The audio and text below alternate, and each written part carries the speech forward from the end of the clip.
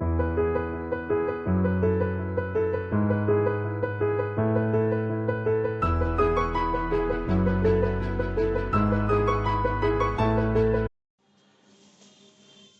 Dear students, आपका स्वागत है मेरे यूट्यूब चैनल लर्निंग बुक में।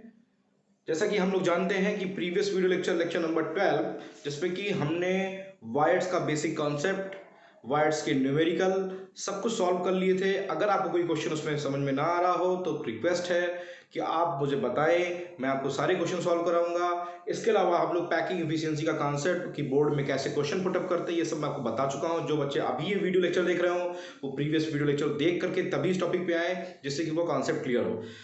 आज का टॉपिक हम लोग का बहुत ही इंटरेस्टिंग होने वाला है, that is radius ratio. Radius ratio के बारे में कुछ फैक्ट्स हैं और कुछ ट्रिक्स हैं जिसको हम अगर फाइंड आउट कर लें, जान लें, तो हम बहुत सारे न्यूमेरिकल्स और बहुत सारे नीट के और आईआईटी के क्वेश्चन सॉल्व कर सकते हैं। तो आज का ये जो टॉपिक है वो बोर्ड के लिए तो इंपॉर्टेंट है ही है और नीट और आईआईटी के लिए बहुत ही बम्पर इंपॉर्टेंट है। कुछ बेसिक्स टॉपिक हैं जिनके बारे में, कुछ बेसिक पॉइंट्स हैं जिसके बारे में आपको जानना है। तो ये स्टार्ट करते हैं रेडियस रेशियो। तो today topic is radius ratio. Radius ratio. इसके पहले हम लोगों ने ऑक्टाहेड्रल और टेट्राहेड्रल वायर्स की रेडियस का रिलेशनशिप पढ़ा था एटम्स के रिस्पेक्ट में, कि क्लोज पैकिंग के जो एटम्स थे उनकी और जो वायर्स थे उनकी रेडियस के रिस्पेक्ट में। ठीक है, ये जो रेडियस रेशियो टॉपिक है इसको स्टार्ट करने से पहले मैं बता दूं कि पहली बात, it is restricted only up to ionic solid. पहला पॉइंट इस बात का ध्यान रखना है कि रेडियस रेशियो सिर्फ आयनिक सॉलिड के लिए एप्लीकेबल है और किसी भी सॉलिड पे एप्लीकेबल नहीं है। तो पहला क्वेश्चन इस बात का ध्यान रखना है, आयनिक सॉलिड मतलब जैसे ZnS हो गया, NaCl हो गया, CaCl हो गया, caesium chloride, sodium chloride, zinc sulphide, तो आयनिक सॉलिड पे सिर्फ रेडियस रेशियो का कॉन्सेप्ट एप्लीकेबल है। क्लियर। दूसरी बात, रेडियस रेशियो में ये हमेशा माना जाता है, आप क्लास 11th में पढ़ के आए हैं कि जब भी कोई आयनिक सॉलिड बनता है तो केटायन की साइज छोटी होती है और एनायन की साइज बड़ी होती है। भाई आयनिक सॉलिड में दो चीज होती है, केटायंस और एनायंस। तो केटायन की साइज हमेशा स्मॉलर होगी और एनायन की साइज लार्जर होगी, तभी कोई strong electrostatic force of attraction वाला कंपाउंड बनेगा और वो आयनिक कंपाउंड होगा। तो अब क्वेश्चन ये उठता है कि सर आयनिक सॉलिड में हमें क्या ऐसा पढ़ना है। तो यहां पे इस बात का ध्यान रखिएगा प्यारे बच्चों कि जो टेट्राहेड्रल और ऑक्टाहेड्रल वायर्स वाला एटम था उसको केटायन मानेंगे हम। क्या मानेंगे? केटायन। यहाँ पे जो आपकी जो क्यूबिक क्लोज पैकिंग या कोई भी पैकिंग हो, जैसे सपोज दैट ये पैकिंग है क्यूबिक। अब इस क्यूबिक पैकिंग में जो कॉर्नर के एटम, फेस के एटम, बॉडी के एटम होंगे उनको छोड़ दीजिए, वो एटम्स क्लोज पैकिंग अरेंजमेंट के एटम्स कहलाएंगे, उनकी रेडियस कैपिटल आर वाला होगा। ठीक। लेकिन जो इनमें वायर्स बनेंगे, टेट्राहेड्रल वायर्स और ऑक्टाहेड्रल वायर्स, उनकी रेडियस जो होगी उन्हें क्या मानेंगे हम, वो that is always in ionic solid known as cations. Clear. तो यहाँ केटायंस का मतलब आयनिक सॉलिड में किससे है, टेट्राहेड्रल या ऑक्टाहेड्रल वायर्स के एटम की रेडियस से है। क्लियर है। जो टेट्राहेड्रल स्पेस में जो वायर हम फिट कर रहे थे, जो ऑक्टाहेड्रल स्पेस में वायर फिट कर रहे थे, उसकी रेडियस को हम केटायन, उस एटम को हम स्फीयर मानेंगे और वो क्या होगा, केटायन होगा। और उसके चारों तरफ जो एटम्स का अरेंजमेंट था, जो 4 एटम का था, 6 एटम का अरेंजमेंट था, जो कि हमारे क्लोज पैकिंग के एटम थे, उनको एनायन मानेंगे। मतलब वायर्स टीवी एंड ओवी यहां पे क्या माने जाएंगे, केटायंस, और इनकी साइज क्या होगी, स्मॉलर साइज होगी। और दूसरा जो आपके पैकिंग के जो एटम्स होंगे उनको हम क्या मानेंगे, एनायंस।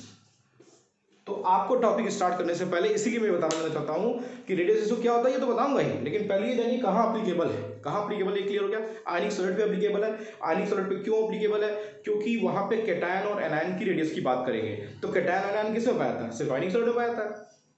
अब ये क्यों होगा, टेट्राहेड्रल वाइट ऑक्टाहेड्रल वाइट की रेडियस रेशियो क्या होगी, रेडियस क्या होगी, केटायन मानी जाएगी और एनायन किसे माना जाएगा, स्फीयर की। तो रेडियस रेशियो का जो कॉन्सेप्ट आया है वो रिलेट करने के लिए आया है, किसके किसके बीच में, relationship between the size of wire and size of close pack structure atom. मतलब इस एटम में और टेट्राहेड्रल वायर के एटम में क्या रिलेशनशिप होता है, इसके बीच में रिलेशनशिप फाइंड आउट करने के लिए, इसके बीच में रिलेशनशिप को डिनोट करने के लिए हम किसका कॉन्सेप्ट पढ़ते हैं? Radius ratio. तो कोई आपसे पूछे कि रेडियस रेशियो किसके किसके बीच में रिलेशनशिप बनता है, तो यहाँ पे relationship between the size of wire, wire means ये हो गया दैट इज कैटायन रेडियस, यहाँ पे आप ऐसे कर सकते हैं कैटायन रेडियस, और size of close packed structure that of structure atom that is anion radius. Clear है? तो आयनिक सॉलिड में वायर्ड की रेडियस, वायर्ड की साइज, और जिससे वो आयनिक सॉलिड बना है उसके जो एटम्स हैं उनके रेडियस, मतलब एनायन की रेडियस के बीच में कैसे रेशियो फाइंड आउट करते हैं, कैसे रिलेट करते हैं, ये कौन बताता है हमको? Radius ratio. तो रेडियस रेशियो सबसे पहले किससे टॉपिक रिलेटेड है? आयनिक सॉलिड से। अब क्वेश्चन ये उठता है कि रेडियस रेशियो हमको डिफाइन क्या करेंगे? रेडियस रेशियो को डिफाइन क्या करेंगे? तो रेडियस रेशियो को डिफाइन करने के लिए बहुत बेसिक सी डिफिनीशन है, the ratio of the radius of the cation to the radius of the anion is called as radius ratio. The ratio of the radius of cation to the radius of the anion is called radius ratio। तो radius ratio का क्या formula है प्यारे बच्चों? radius ratio is equal to radius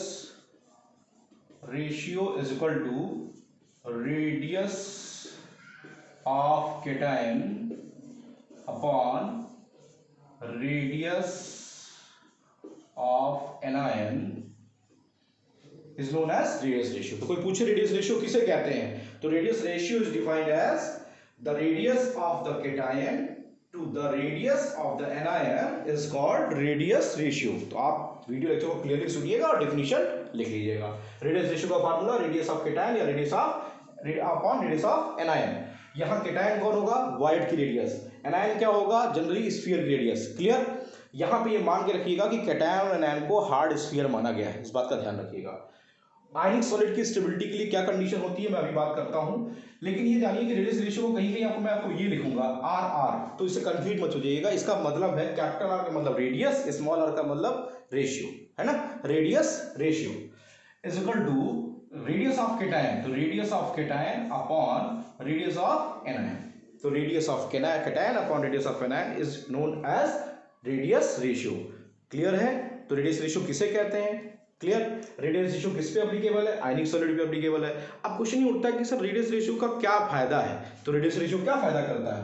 relate करता है किसके बीच में? साइज ऑफ वायर और size of close packed structure of atom में। किसके? आयनिक सॉलिड के। क्लियर? अब तीसरा पॉइंट, रेडियस रेशियो से हम क्या पता करते हैं? मैं आपको कोई आयनिक क्रिस्टल दे दूं और मैं कहूं जरा सा इसका रेडियस रेशियो ये दिया हुआ है, तो उससे आप क्या क्या पता कर पाएंगे? मतलब रेडियस रेशियो का यूज क्या है, क्या करने के लिए पढ़ रहे हैं भाई इस टॉपिक को? तो रेडियस रेशियो से हमें दो फायदे हैं। पहला, हम रेडियस रेशियो से जो इसका यूज है, रेडियस रेशियो का पहला यूज है कि हम इससे कोऑर्डिनेशन नंबर पता कर सकते हैं। क्या पता कर सकते हैं? Coordination number. तो रेडियस रेशियो का पहला यूज क्या है? With the help of radius ratio value we can identify the coordination number of the atom, coordination number of that crystal. अगर कोऑर्डिनेशन नंबर पता है तो आपको पता है कि उसका स्ट्रक्चर पता है। तो दूसरा पॉइंट क्या आप उससे पता कर सकते हैं? Structure of lattice ORR unit cell. तो पहला पॉइंट क्या क्लियर हुआ कि radius ratio is applicable only on ionic solid. दूसरा पॉइंट क्या पता चला कि रेडियस रेशियो क्या होता है? Radius ratio is the ratio of the radius of the cation to the radius of the anion. इसमें कैटायन की रेडियस ऊपर और एनायन की रेडियस नीचे। दूसरी पॉइंट, ये रिलेशनशिप बताता है किसके किसके बीच में? Relationship between the size of wires and size of close packed structure atom. यहाँ पे जो क्लोज पैक्ड एटम होगा उसकी एनायन और इसको कैटायन मानेंगे। क्लियर? वायर्स को कैटायन माना जाता है और एटम्स को एनायन माना जाता है। क्लियर? रेडियस रेशियो से का यूज कहां पे है? तो रेडियस रेशियो का यूज कोऑर्डिनेशन नंबर पता करने में, और कोऑर्डिनेशन नंबर अगर मिल गया तो स्ट्रक्चर ऑफ क्रिस्टल लैटिस या फिर यूनिट सेल पता करने में। क्लियर है? आई होप कि आपको कॉन्सेप्ट क्लियर हो गया होगा यहाँ तक का। इसको नोट कर लीजिए, फिर आगे बात करते हैं हम इसके रेडियस रेशियो के बारे में कि और क्या क्या हम इसके बारे में जान सकते हैं। ठीक है? अभी आपने देखा कि रेडियस रेशियो क्या होता है, रेडियस रेशियो कहाँ एप्लीकेबल है, रेडियस रेशियो का क्या यूज है, रेडियस रेशियो से क्या फायदा है। एक बात और देखनी है कि रेडियस रेशियो की वैल्यू जनरली हमेशा फ्रैक्शन में ही आती है। क्या आती है, फ्रैक्शन में आती है। क्यों, क्योंकि भैया कैटायन की रेडियस हमेशा छोटी होगी, वायर एम्प्टी स्पेस कम है तो उसकी उसमें जो एटम फिट होगा उसकी साइज छोटी होगी। तो कैटायन की रेडियस, जो आपका रेडियस रेशियो का फार्मूला था अभी आपने पढ़ा, रेडियस रेशियो जो था R cation upon R anion था। तो जब कैटायन की रेडियस छोटी होगी एनायन की रेडियस से तो क्या होगा, सिंपल सी बात है कि अगर ये छोटा है और ये बड़ा है तो वैल्यू हमेशा किस में आएगी, फ्रैक्शन में आएगी। तो जनरल आप कह सकते हैं कि the radius ratio value is generally occur in fraction. Clear. अब इस रेडियस रेशियो से फायदा क्या हुआ ये तो आपको पता चले, कोऑर्डिनेशन नंबर मिल जाता है कंपाउंड का और उसका क्रिस्टल लैटिस का स्ट्रक्चर बता सकते हैं हम कैसे, अभी आप देखेंगे। अब क्वेश्चन ये उठता है, इसका यूज क्लियर है ना। अब आप क्वेश्चन ये उठता है कि रेडियस रेशियो जो है इससे कुछ ट्रिक्स हैं। क्या क्वेश्चन पूछता है, रेडियस रेशियो जो है कि वैल्यू जितनी ज्यादा होती है उसका कोऑर्डिनेशन नंबर जो होता है उतना ही ज्यादा होता है, कोऑर्डिनेशन नंबर उतना ही क्या होगा, ज्यादा होगा।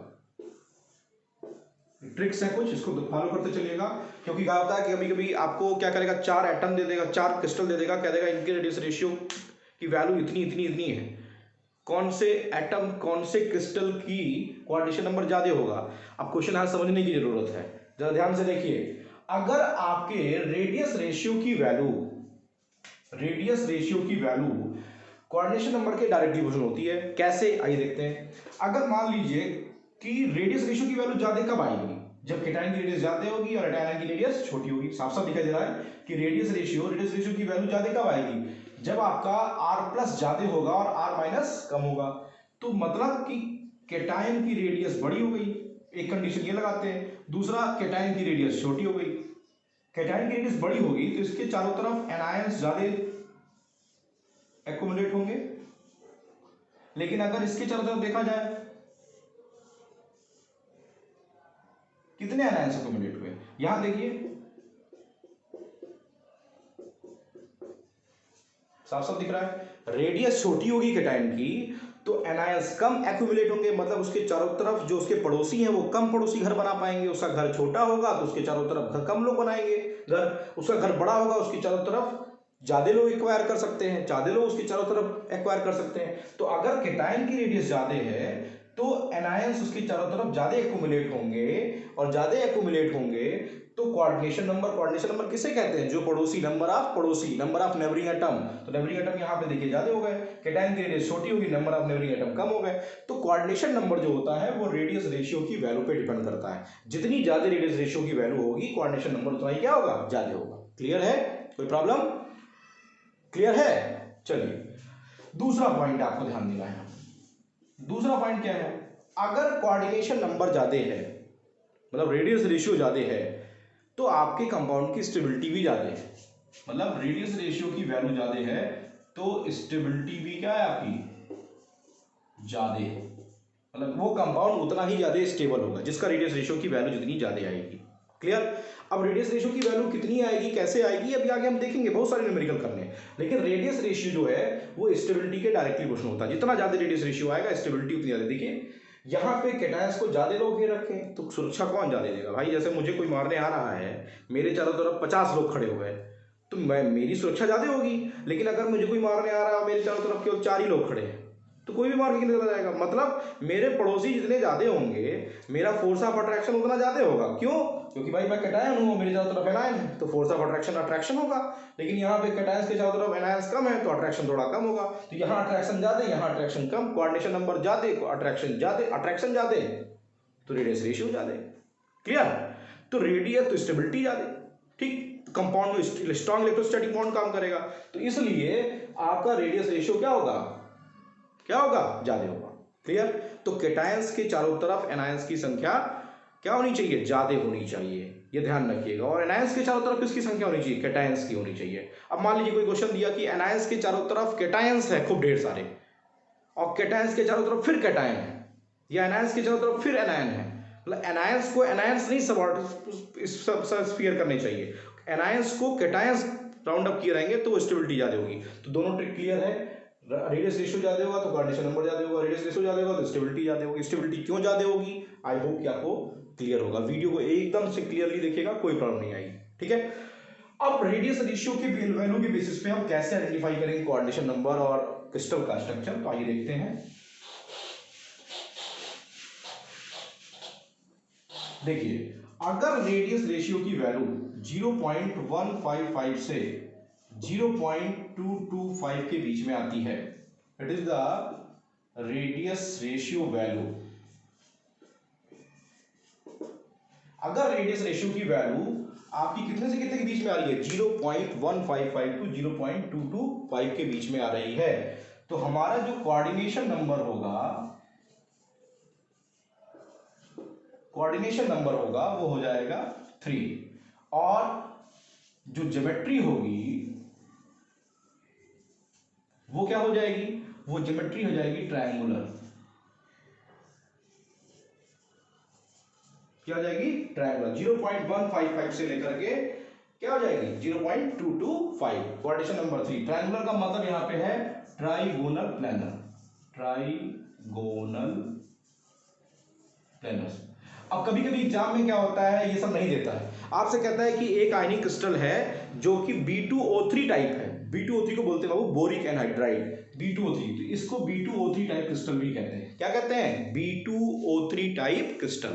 दूसरा, अगर रेडियस रेशियो की वैल्यू 0.225 से लेकर के 0.414 के बीच में आ रही है, ठीक है, तो कोऑर्डिनेशन नंबर कितना होगा, 4, और ये हो जाएगा टेट्राहेड्रल। क्या हो जाएगा, टेट्राहेड्रल। अब इसका एग्जाम में कैसे एग्जांपल पूछता है, जेडएनएस एक टेट्राहेड्रल कंपोनेंट है जो कि आयनिक कंपाउंड है। तो एग्जाम में क्या करेगा कि एक क्रिस्टल AB है जो कि जेडएनएस टाइप का है, वहां ये नहीं बोलेगा टेट्राहेड्रल है, तो उसका कोऑर्डिनेशन नंबर बता दीजिए। लोग कंफ्यूज, तो ZnS type crystal means tetrahedral. Clear. तीसरा आपसे पूछता है 0.414 से लेकर के 0.732 तक, अगर ये आ रहा है तो कोऑर्डिनेशन नंबर जो आपका हो जाएगा वो 6 हो जाएगा, और आपकी जो ज्योमेट्री है वो क्या हो जाएगी, ऑक्टाहेड्रल हो जाएगी,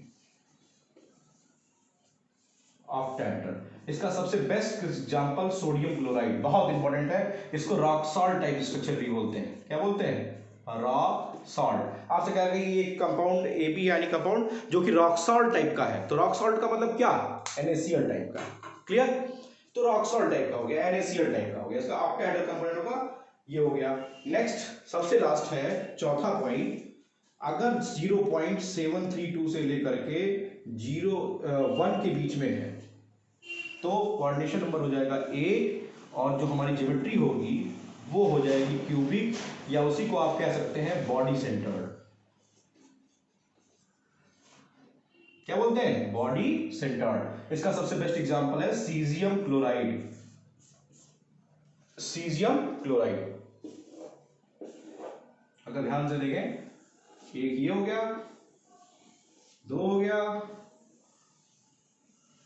3 हो गया, और चौथा ये हो गया। तो आपसे कहेगा कि सीजियम क्लोराइड टाइप का क्रिस्टल है, सीजियम क्लोराइड CaCl, तो कोऑर्डिनेशन नंबर कितना आएगा, 8। क्यूबिक बहुत देता है एग्जाम में, क्यूबिक नाम से क्वेश्चन पूछता है, तो क्यूबिक का मतलब समझ के आ गया कि नहीं आया, क्यूबिक पूछे या बॉडी सेंटर्ड कहे।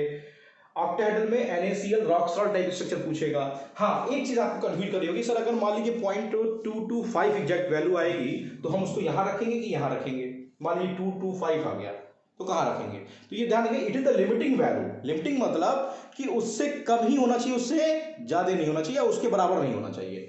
तो अगर 0.225 आएगा तो कोऑर्डिनेशन नंबर कितना हो जाएगा, 4। ऐसे मान लीजिए वैल्यू आपकी 0.414 आ गई तो वो कहां रखा जाएगा, कोऑर्डिनेशन नंबर 6 में। मान लीजिए वैल्यू 0.732 आ गई तब कहां रखा जाएगा, यहां वाले में रखा जाएगा। अच्छा, मान लीजिए 0.731 आई तब कहां रखेंगे, तब इसके अंदर आ रही है, लिमिट में आ रही है, तो कहां आ जाएगा कोऑर्डिनेशन नंबर 6। इस बात का ध्यान रखिएगा कि it is the starting value and it is the limiting value. Limiting value means कि उससे कम होनी चाहिए, उससे ज्यादा नहीं होनी चाहिए। आई होप कि आपको उसका कॉन्सेप्ट क्लियर हो गया होगा। तो ये चार्ट आपको याद होना चाहिए, इससे आप क्या करेंगे, रेडियस रेशियो निकालेंगे, अगर इनके बीच में वैल्यू आ रही है तो उसके बेसिस पे आप डाटा रख देंगे। अगर वैल्यू 0.732 से कम आ रही है या 0.7321 आ रही है तब तो ठीक है, 6 तक, लेकिन 0.732 ही आ रही है तो यहां रखेंगे। 0.414 आ रही है तो यहां रखेंगे, लेकिन 0.413 आ रही है तो यहां रखेंगे। क्लियर है, कोई प्रॉब्लम बताइए, कोई प्रॉब्लम नहीं है ना, तो नोट कर लीजिए, इसको नोट कर लीजिए। तो रेडियस रेशियो का कॉन्सेप्ट आपको क्लियर हो गया होगा। इसके कुछ न्यूमेरिकल्स हैं और कुछ 1-2 कॉन्सेप्ट और नहीं। रॉक सॉल्ट याद रखिएगा, CaCl याद रखिएगा, ZnS याद रखिएगा। अभी वीडियो लेक्चर के लास्ट में मैं सारे क्रिस्टल का, इन सारे क्रिस्टल का स्ट्रक्चर, इनके कोऑर्डिनेशन नंबर क्यों 6 होते हैं, क्यों 8 होते हैं, सब आपको क्लियर हो जाएंगे। लेकिन इसको पहले आप नोट कर डालिए, फिर इस पर कुछ क्वेश्चन करते हैं।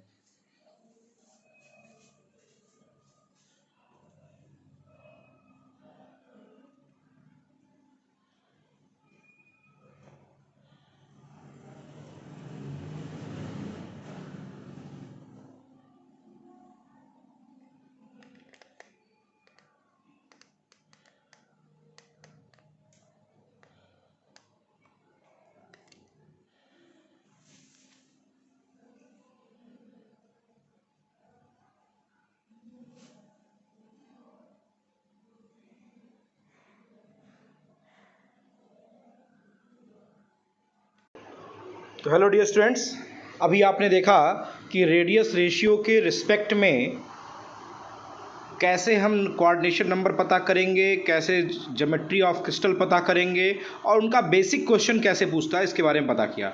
जैसे 0.155 से 0.225 के बीच में 3 कोऑर्डिनेशन नंबर होगा, ये बताया मैंने आपको। B2O3 टाइप का स्ट्रक्चर होगा, इसके एग्जांपल्स भी आपके सामने दिए हुए हैं। 0.225 से 0.414 के बीच में कोऑर्डिनेशन नंबर 4 होगा, टेट्राहेड्रल ZnS टाइप। अभी मैं इन क्रिस्टल्स के स्ट्रक्चर ही बताता हूँ आपको, ZnS का, NaCl का, CaCl का, ये सब कंपटीशन में बहुत पूछे जाते हैं। 0.414 से 0.732 के बीच में 6 ऑक्टाहेड्रल और NaCl एग्जाम्पल याद रखिएगा। 0.732 से 1.0 और क्यूबिक स्ट्रक्चर और CaCl। तो ये चार्ट अपनी कॉपी बना लीजिएगा, ये आपके लिए बहुत ही इंपॉर्टेंट है, जिससे क्वेश्चन आते हैं। रेडियस रेशियो निकाल करके इस रेंज में अगर रेडियस रेशियो की वैल्यू आती है तो आप क्या पता कर सकते हैं, कोऑर्डिनेशन नंबर और उसका स्ट्रक्चरल अरेंजमेंट पता कर सकते हैं। तो इसीलिए मैंने आपको स्टार्टिंग में बताया था वीडियो लेक्चर के कि इससे हमको ये फ़ायदा होता है कि कोऑर्डिनेशन नंबर और ज्योमेट्री ऑफ द क्रिस्टल पता किया जा सकता है। अगला पॉइंट देखिए, ये आपका NaCl का क्रिस्टल है। सोडियम क्लोराइड क्रिस्टल में क्लोरीन माइनस आयन जो होता है वो आपको मैंने रॉक सॉल्ट टाइप स्ट्रक्चर भी इसको कहते हैं। रॉक सॉल्ट स्ट्रक्चर ये कोऑर्डिनेशन नंबर 6 है। तो Cl minus ion have CCP और FCC अरेंजमेंट। ये ध्यान रखिएगा, पूछता है कि NaCl स्ट्रक्चर में 1 नंबर क्वेश्चन कि NaCl के स्ट्रक्चर में Cl माइनस आयन मतलब नेगेटिव आयन जो होता है वो कहाँ पे ऑक्यूपाई करता है। तो CCP और FCC अरेंजमेंट में, मतलब CCP और FCC का मतलब only all the corners and all the face centred of the cube. Clear. Na plus कहाँ ऑक्यूपाई करता है, all octahedral side. All octahedral side आपको मैंने प्रीवियस वीडियो लेक्चर में इसके बारे में बताया है। ऑक्टाहेड्रल साइड मीन्स होता है कि ऐसी साइड जो कि उस पर्टिकुलर यूनिट सेल में कहाँ कहाँ पे होती है, बॉडी सेंटर और एज सेंटर। ऑक्टाहेड्रल साइड कहाँ कहाँ पाई जाती है, बॉडी सेंटर और एज सेंटर में पाई जाती है। अब यहाँ एग्जांपल देखिए स्ट्रक्चर को, तो Cl माइनस FCC अरेंजमेंट में होता है और Na प्लस कहाँ पाता है, ऑक्टाहेड्रल साइड से पाता है। इस बात का ध्यान रखिएगा। अब इसका जरा सा अरेंजमेंट देखते हैं, डायग्राम देखते हैं। इस डायग्राम को डिटेल देखा जाए तो इसमें देखिए जो रेड कलर से है, हल्का से पिंक कलर में, वो Cl माइनस आयन है और ब्लू कलर से सोडियम आयन है। तो सोडियम आयन देखिए आपको हमेशा स्ट्रक्चर कहाँ मिलेगा, या तो बॉडी सेंटर दिखाई दे रहा होगा या तो एजेस पे दिखाई दे रहा होगा। दिख रहा है कि नहीं दिख रहा है। अब अगर एक एक के रिस्पेक्ट में देखा जाए तो Cl माइनस के चारों तरफ सबसे ऊपर देखिए Cl minus ion octahedrally surrounded by 6 Na plus ion. जो पिंक कलर का सेंटर में एटम है उसके चारों तरफ कितने Na प्लस हैं, 1 2 3 4 5 और 6। तो टोटल 6 अरेंजमेंट है। और ऐसे नीचे देखिए Na plus ion octahedrally surrounded by 6 Cl minus ion. तो एग्जाम में आपसे क्या पूछता है कि NaCl स्ट्रक्चर या रॉक सॉल्ट स्ट्रक्चर में coordination number of Cl minus कितना होता है, 6। Coordination number of Na plus कितना होता है, 6। NaCl स्ट्रक्चर में सोडियम की पोजीशन क्या होती है, ऑक्टाहेड्रल साइड। ऑक्टाहेड्रल साइड का मतलब body centre and edge centre. Clear. Cl minus CCP और FCC अरेंजमेंट में आता है। आई होप कि स्ट्रक्चर क्लियर हो गया होगा। चलिए नेक्स्ट स्ट्रक्चर आपका है सीजियम क्लोराइड है। सीजियम क्लोराइड जो होता है कोऑर्डिनेशन नंबर 8 होता है। आपको बताया आपको इसमें क्या होता है कि Cl minus ion have simple cubic arrangement. Simple cubic का मतलब only present at the corner. याद रखिएगा CaCl में एटम्स जो होते हैं वो सिर्फ कॉर्नर पे पाया जाता है Cl माइनस आयन। और सीजियम कहाँ पर है, ion occupy cubic side. Cubic side means occupy the centre of the cube, that is body centre.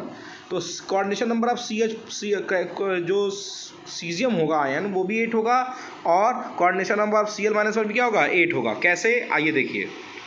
इस स्ट्रक्चर को ध्यान से देखा जाए, जो साइड में बी वाला स्ट्रक्चर बना है उसमें देखिए सीजीएम आयन एकदम बॉडी सेंटर्ड है, उस 4 अपर और 4 नीच लोअर दोनों सीएल माइनस उसको सराउंडेड हैं।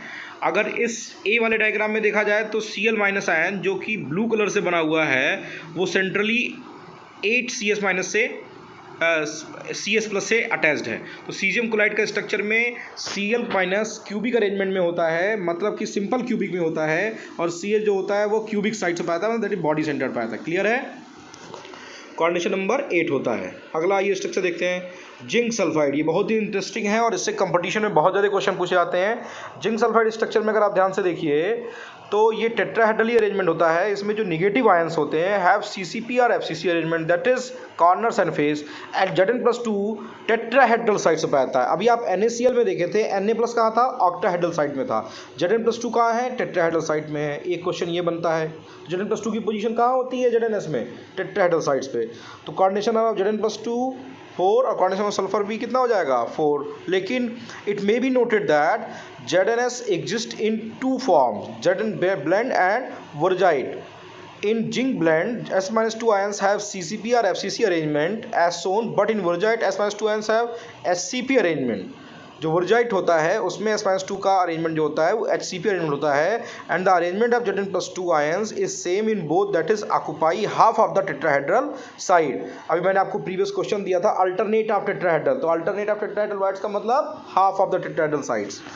जिंक सल्फाइड का स्ट्रक्चर ध्यान से देखा जाए तो Zn+2 ion tetrahedrally surround by the 4S-2 ion, है या नहीं है? देखिए अरेंजमेंट में दिखाई दे रहा होगा आपको, ब्लू कलर से आपका सल्फर है और Zn किससे है? +2 पिंक से है। तो क्लियर है इससे? तो कोऑर्डिनेशन नंबर 4। एक स्ट्रक्चर है जो कंपटीशन में पूछा जाता है, मैंने डिस्कस वहाँ नहीं किया आपसे, कैल्शियम फ्लोराइड। कैल्शियम क्लोराइड जो होता है उसको एंटी फ्लोराइड स्ट्रक्चर भी कहते हैं। क्या बोलते हैं इसको?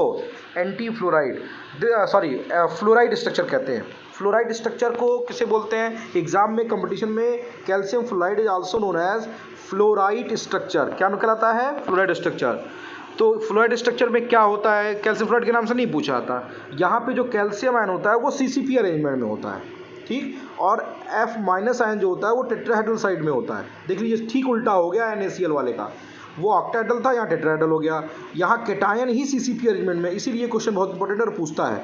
तो कोऑर्डिनेशन ऑफ जो CCP अरेंजमेंट में होगा उसका तो 8 होगा ही होगा, लेकिन जो केवल टेट्राहेड्रल साइड पे उसका कितना होगा? टेट्राहेड्रल है तो 4 होगा, ठीक है। तो फ्लोराइड माइनस आयन का CaF2 में क्या अरेंजमेंट होता है? टेट्राहेड्रल। कोऑर्डिनेशन नंबर कितना होता है? 4। कैल्शियम का कितना होता है? 8। Clear? This structure is called fluoride structure. Sodium oxide CaF2 के जस्ट उल्टा Na2O का स्ट्रक्चर होता है, reverse of the fluoride structure. O-2 ions are surround in the CCP structure, मतलब वहाँ पे कैटायन CCP में था Ca+2, और यहाँ एनायन कहाँ पे है? CCP में, और Na+ कहाँ पे है? टेट्राहेड्रल साइड में। तो दोनों एक दूसरे के अपोजिट हैं, तो इसीलिए CaF2 को बोलते हैं फ्लोराइड स्ट्रक्चर, और Na2O को क्या बोलते हैं? Anti fluoride structure. तो क्वेश्चन पूछता है Na2O में what is the coordination number of Na, तो Na क्योंकि ठीक उसके उल्टा पोजीशन में है तो कोऑर्डिनेशन नंबर 4 हो जाएगा, और ऑक्साइड का कितना हो जाएगा एंटी फ्लोराइड में? 8 हो जाएगा। क्लियर है? क्वेश्चन क्या बनेगा? बोर्ड में और कंपटीशन में बहुत पूछा जाता है। इसका चार्ट देख लेते हैं, आइए। इस चार्ट में सबके अरेंजमेंट आपको दिए हुए हैं। NaCl का दिया हुआ है, NaCl में CCP में कौन पाया था? Na+ में। ये सब नीट के और IIT के क्वेश्चन हैं, इसको जरूर फोकस करिएगा। ZnS का एग्जाम्पल आपको बता ही दिया, दोनों का 4-4 होता है। CSCl का भी क्लियर हो गया। CaF2 में याद रखिएगा कैटायन 8 होता है, एनायन 4 होता है, और Na2 में ठीक उल्टा हो जाता है, 4 और 8 का कंट्रीब्यूशन। तो इस तरीके से आपने जितने भी क्रिस्टल अभी मैंने ऊपर बताए, इनके क्रिस्टल्स को ध्यान से स्ट्रक्चर एक बार देख लीजिएगा, एक बार इनके कैटायंस और एनायंस का कोऑर्डिनेशन नंबर देख लीजिएगा, इनका कहाँ पे कैटायंस अरेंज होते हैं और कहाँ एनायंस अरेंज होते हैं, इसको जरूर आई होप कि आपको समझ में आ गया होगा, याद भी हो गया होगा। 1-2 बार देख लीजिएगा, क्योंकि कंपटीशन के जब आप न्यूमेरिकल्स की सीट दूंगा मैं आपको, तो उसमें बहुत सारे ऐसे क्वेश्चन मिलेंगे, ठीक है। Thank you dear students. आइए अब हम आगे numericals concept of radius ratio देखने चल रहे हैं।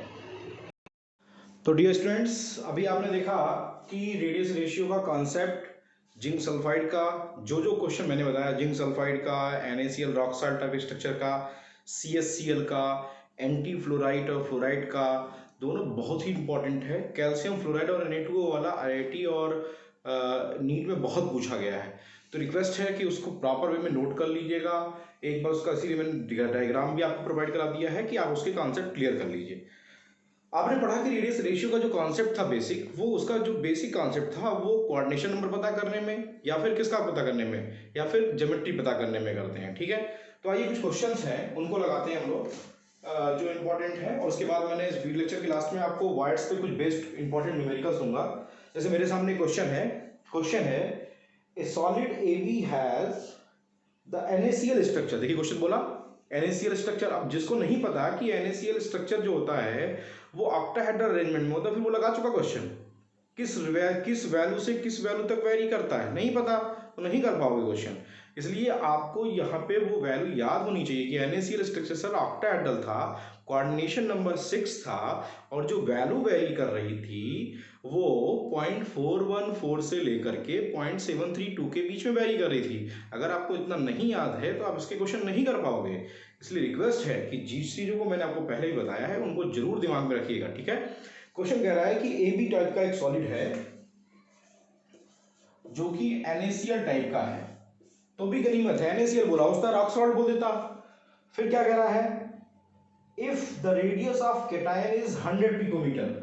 कह रहा है कि अगर रेडियस ऑफ केटायन जो है, अब ये नहीं बोला कि इसमें से कौन ए है कौन बी है, बस कह रहा है कि अगर रेडियस ऑफ केटायन दे रखा है 100 पिकोमीटर, ठीक है। तो आपसे बोला है calculate the radius of anion. Class में बोल दिया है ये केटायन का मतलब यहाँ पे A प्लस है और एनायन का मतलब यहाँ पे B माइनस है, just like Na and Cl। Clear. Anion की रेडियस आपसे पूछ रहा है, ठीक है। अब क्या करोगे, आपके पास तो दो वैल्यू है। NaCl के लिए वैल्यू जो वेरिएशन आपने देखा है 0.414 से लेकर के 0.732 तक है। रेडियस रेशियो का फार्मूला आपको बताया गया है R cation upon R anion. तो हम कौन सा रेडियस रेशियो फॉलो करें? पहली बात तो आप ये कंफ्यूज हो गए, सर रेडियस रेशियो तो दिया ही नहीं है। तो भैया आप NaCl टाइप बोला ना, तो इसका मतलब रेडियस रेशियो दिया है। अब दो वैल्यू है उसके बीच में कौन सी रखनी है ये आप देखना है। अब यहां क्योंकि क्लेरिफाई नहीं किया कि आपको एनायन की मैक्सिमम रेडियस निकालनी है कि मिनिमम रेडियस निकालनी है, तो कहेंगे सर ये कौन सा कॉन्सेप्ट आ गया। तो भैया ये वैल्यू जो है ये दोनों के बीच की लिमिट है ना, तो लिमिट के बीच में जो वैल्यू आएगी उसी को तो हम मानेंगे। तो 0.414 से लेकर के 0.731 के बीच में वैल्यू जो आएगी उसी को हम यहाँ पे रेडियस रिस्पेक्ट में रखेंगे।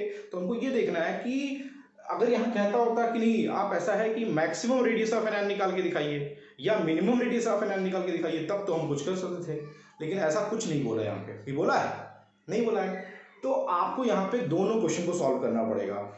आपके पास जो वेरिएशन रेडियस रेशियो का दे रखा है वो ये है। रेडियस रेशियो का जो वेरिएशन है आपके लिए NaCl के लिए R केटायन और R एनायन का वो ये है, ये आपको डाटा बता चुका हूं मैं। अब आप देखिए अगर एनायन के रिस्पेक्ट में आपको मैक्सिमम रेडियस रेशियो निकालना है, क्या निकालना है, मैक्सिमम रेडियस निकालनी है एनायन की, तब क्या लगाएंगे फार्मूला, और मिनिमम निकालना है तो क्या निकालेंगे। ये IIT का क्वेश्चन है, नीट में भी पूछा जा चुका है। तो ध्यान रखिएगा अगर आपसे कह रहा है कि हमें क्या निकालनी है, मैक्सिमम रेडियस निकालनी है, तो आप लोअर रेंज लेके चलेंगे। और अगर आपसे कह रहा है कि आपको क्या निकालनी है, लोअर रेडियस निकालनी है, भाई रेडियस रेशियो की वैल्यू कम कब आएगी, जब रेडियस नीचे ज्यादा होगी। भाई ये डिनोमिनेटर ज्यादा होगा तभी तो वैल्यू कम आएगी। इसका मतलब रेडियस मैक्सिमम रेडियस क्या हो सकती है, इसके रिस्पेक्ट में निकालेंगे। मिनिमम रेडियस क्या हो सकती है, इसके रिस्पेक्ट में निकालेंगे। क्लियर है। तो R माइनस मैक्सिमम कैसे निकलेगा, R माइनस मैक्सिमम अगर आपको निकालना है तो आप लिखेंगे R plus upon R minus maximum is equal to 0.414, इस पे रख के निकालेंगे। R प्लस की वैल्यू आपको पता है 100 पिकोमीटर। अगर मैक्सिमम पूछा होगा तो, अगर मिनिमम पूछा होगा तब क्या निकालेंगे। ये सब फार्मूले नोट कर लीजिएगा अलग से ऑक्टाहेड्रल के लिए, अभी सबके लिए बता देता हूं आपको। इसके लिए क्या हो जाएगा, R माइनस मिनिमम इसके लिए कितना जाएगा 0.732। भाई रेडियस रेशियो कब ज्यादा आएगा, जब R माइनस की वैल्यू कम होगी। क्लियर है। तो आइए दोनों वैल्यू के लिखते हैं। अगर इस फार्मूले में वैल्यू हम पुटअप करें तो R प्लस की वैल्यू आपको पता है, तो R माइनस क्या हो जाएगा, R minus is equal to हो जाएगा R minus max is equal to क्या हो जाएगा बाबू, ये 100 पिकोमीटर है, ये R माइनस इधर चला जाएगा तो 100 अपॉन 0.414। इसको जब आप सॉल्व करेंगे तो एग्जैक्ट वैल्यू जो आएगी वो 241.4 R माइनस 241.54 पिकोमीटर आएगी। अच्छा, ये कौन सी रेडियस आई? क्योंकि हम मिनिमम के यहाँ पे रेडियस रेशियो मिनिमम रखे हैं, तो हमारी एनायन की रेडियस क्या आएगी? मैक्सिमम आएगी। अगर हम यही कैटायन के रिस्पेक्ट में देखें तब क्या होगा? कैटायन के रिस्पेक्ट में अगर मान लीजिए यहाँ एनायन की रेडियस दिया होता और यहाँ कैटायन की रेडियस पूछा होता, तो हमें कैटायन की मैक्सिमम रेडियस मिलती है या मिनिमम रेडियस मिलती है? बस मुझे इतना बता दीजिए। ठीक उल्टा हो जाएगा, अगर ये मैक्सिमम है तो ये क्या हो जाएगा? मिनिमम हो जाएगा। क्लियर है? ठीक उल्टा लगता है, इस बात का ध्यान रखिएगा। तो मैक्सिमम कब निकालेंगे, मिनिमम कब निकालेंगे? पहली वाली रेंज एनायन के रिस्पेक्ट में मैक्सिमम निकलेगी, और मिनिमम कब निकलेगी? जब लास्ट वाले से निकालेंगे। इस वाले पे हम लोग के सॉल्व करेंगे तो आर मिनिमम क्या हो जाएगा? ये हो जाएगा 100/0.732। इसको सॉल्व करेंगे तो एग्जैक्ट जो वैल्यू आ रही है वो 136.61 पिकोमीटर आ रही है। क्या मतलब समझ में आया? कि यहाँ पे एनायन की रेडियस, क्योंकि आपसे सर्टेन नहीं किया था कि ये मैक्सिमम पूछ रहा है या मिनिमम पूछ रहा है, तो आप दोनों निकालेंगे। अगर होता कि नहीं मिनिमम बताइए मैक्सिमम बताइए तो कोई दिक्कत नहीं था। मिनिमम मैक्सिमम का कॉन्सेप्ट क्लियर है? मिनिमम का मतलब when the radius ratio is maximum. Anion की रेडियस की मिनिमम वैल्यू क्या मतलब? When the radius ratio is maximum. और एनायन की वैल्यू का मिनिमम रेडियस का मैक्सिमम रेडियस का मतलब क्या है? When the radius ratio is minimum. Clear? याद रहेगा मैक्सिमम मिनिमम का कॉन्सेप्ट। क्वेश्चन बोलेगा जरूर, कैसे करेंगे समझ में आ गया? ये नोट कर लीजिए। एनायन की रेडियस निकल गई, कोई प्रॉब्लम? लेकिन NaCl टाइप दिया तो अभी कहीं जेनेरस टाइप दिया तब क्या वैल्यू वैल्यू क्या थी? 0.225 से 0.414 मैंने बताया आपको। तो वहाँ मिनिमम रेडियस के लिए क्या निकालते? मिनिमम के लिए 0.414 रखते, मैक्सिमम क्या निकालते? 0.225। तो ये डाटा आपको करेक्शन में ये नोट हो गया ये। चलिए आइए इसको मिटाते हैं।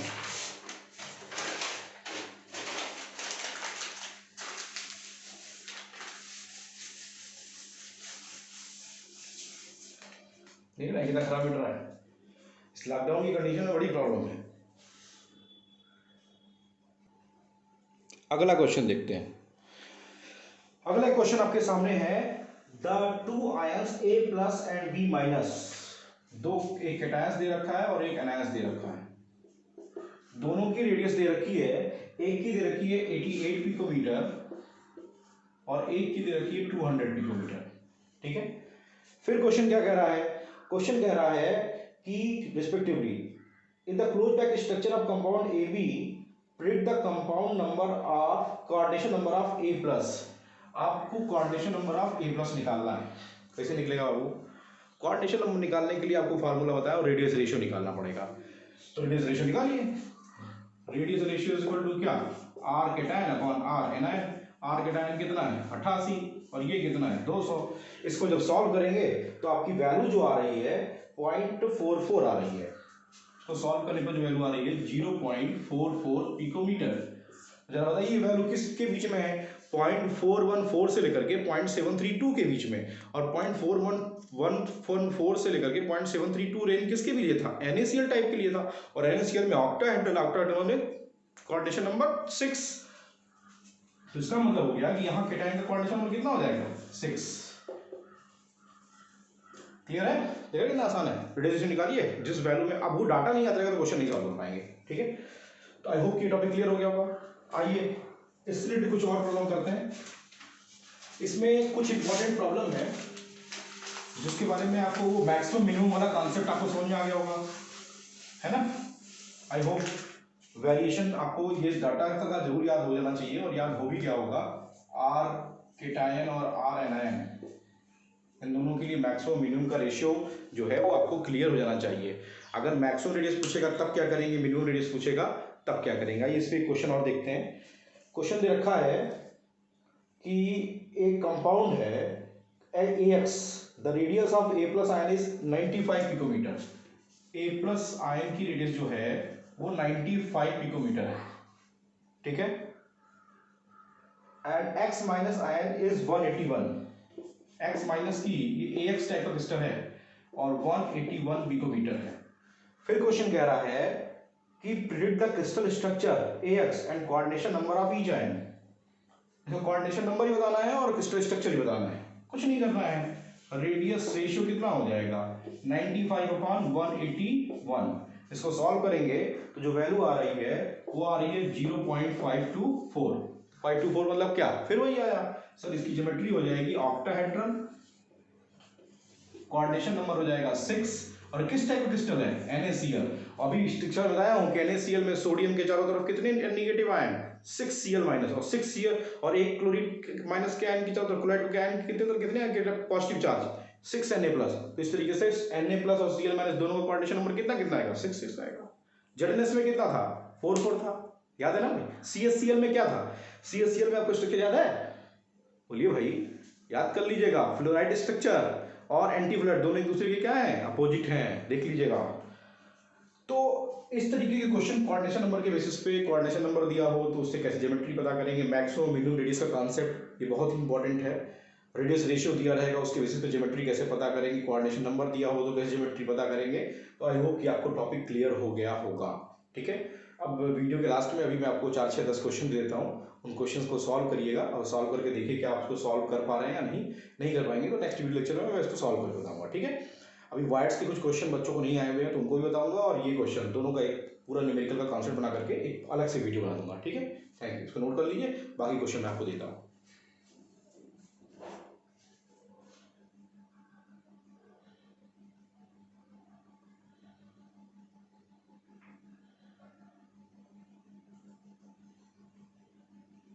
तो डियर स्टूडेंट्स, अभी आपने रेडियस रेशियो के कुछ क्वेश्चन मैंने लगा के बताए, कुछ एग्जांपल्स मैं आपको दे रहा हूँ जिसको देख लीजिए एक बार, और उसके बाद फिर उसी की बेसिस पे कुछ क्वेश्चंस आपको करने हैं।